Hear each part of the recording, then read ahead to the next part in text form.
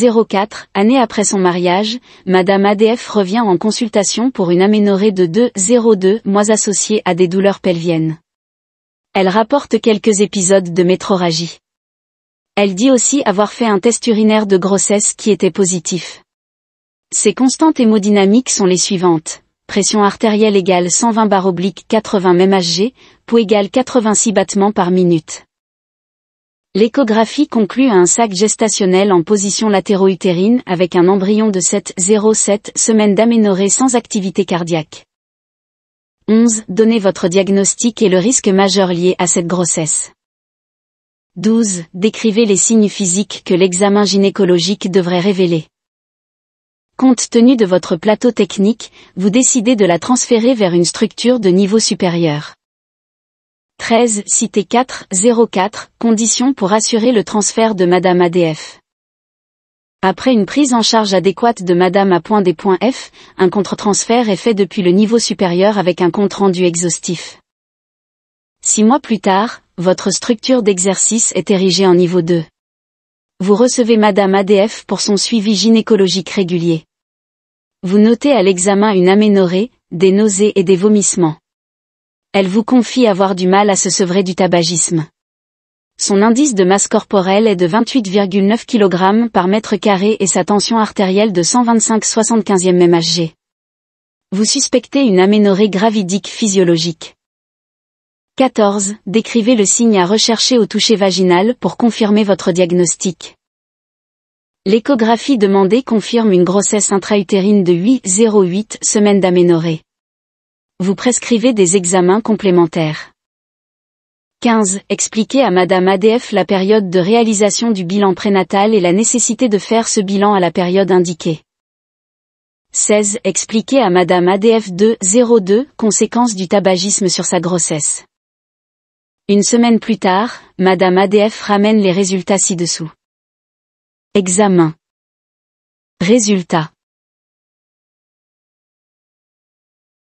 Hémoglobine. 9,8 g/dl. Volume globulaire moyen. 75 fl. 80 fl.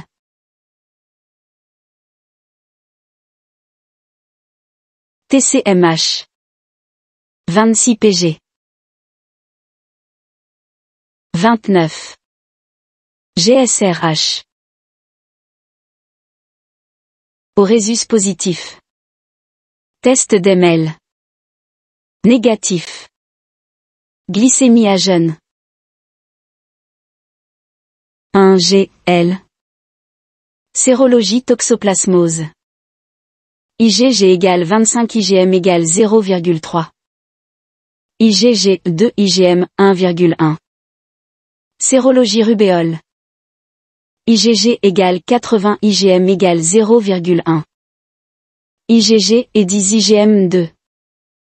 TDR syphilis VIH. Négatif. 17. Interpréter les résultats des examens complémentaires. 18. Planifier avec Madame ADF son suivi selon le nombre de consultations prénatales recommandées par l'Organisation mondiale de la santé. 19. Expliquer à Madame ADF l'ensemble des prescriptions médicamenteuses nécessaires ainsi que leur posologie au cours de ce premier trimestre. 20. Identifier l'ensemble des facteurs de risque que présente Madame ADF. Vous continuez le suivi de la grossesse de Madame A.D.F avec le spécialiste qui sied selon le calendrier défini. À 34 semaines d'aménorrhée vous recevez Madame ADF conformément au calendrier de suivi de sa grossesse. 21. Énoncez à Madame ADF les objectifs de cette consultation. Bonne chance. Correction tableau médical 02 épisode 02. Donnez votre diagnostic et le risque majeur lié à cette grossesse. Grossesse extra-utérine. Risque majeur, rupture de la GEU, hémorragie de la GEU rompue. Décrivez les signes physiques que l'examen gynécologique devrait révéler. À la palpation, douleur latéralisée à la fosse iliaque. On palpe parfois une masse latéro-utérine. À la percussion, sonorité abdominale parfois légèrement accentuée. L'examen au spéculum, col violacé, qui précise l'origine endo-utérine du saignement. Le TV combiné au palpé abdominal. Une petite masse latéro-utérine molle, douloureuse, arrondie, siégeant dans le cul-de-sac latéral, petite chose latéro-utérine de Mont-d'Or qui grossit. Un utérus ramolli, légèrement augmenté de volume mais moins que ne le voudrait la durée de l'aménorrhée. Cité 404, conditions pour assurer le transfert de Madame ADF. Avertir le centre de référence par téléphone. Mise en condition, voie veineuse, sonde urinaire. Bulletin de liaison ou fiche de transfert bien rempli.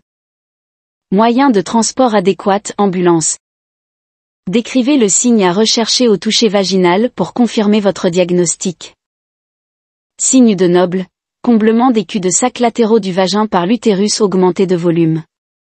Au toucher vaginal, les doigts butent latéralement sur le corps utérin. Expliquez à Madame ADF la période de réalisation du bilan prénatal et la nécessité de faire ce bilan à la période indiquée. Au premier tiers de la grossesse. Permet de détecter précocement les pathologies et de faire une prise en charge appropriée afin d'éviter les complications et les transmissions materno-fétales. Expliquez à Madame ADF 202 conséquences du tabagisme sur sa grossesse. Avortement, retard de croissance intra-utérine, rétention d'œufs morts. Interpréter les résultats des examens complémentaires. Une anémie hypochrome microcytaire. Un diabète gestationnel. Une immunité à la toxoplasmose et à la rubéole. Planifier avec Madame ADF son suivi selon le nombre de consultations. Prénatal recommandé par l'Organisation mondiale de la santé. CPN 1 avant 15 SA. CPN 2, 16 à 24 SA. CPN 3, 28 à 36 SA. CPN 4, à partir de 36 SA, puis tous les 15 jours jusqu'à l'accouchement. Premier contact au premier trimestre puis un contact par mois. Expliquer à Madame ADF l'ensemble des prescriptions médicamenteuses nécessaires ainsi que leur posologie au cours de ce premier trimestre. Fer, 120 à 160 mg du fait de l'anémie. Acide folique, 0,35 UG, 350 mg à 0,4 UG, 400 UG. Identifier l'ensemble des facteurs de risque que présente Madame ADF. Tabagisme. Anémie. Diabète gestationnel. Surpoids, obésité. Énoncer à Madame ADF les objectifs de cette consultation. Évaluer l'évolution de la grossesse. Rechercher les signes de danger. Prendre en charge les pathologies de la grossesse.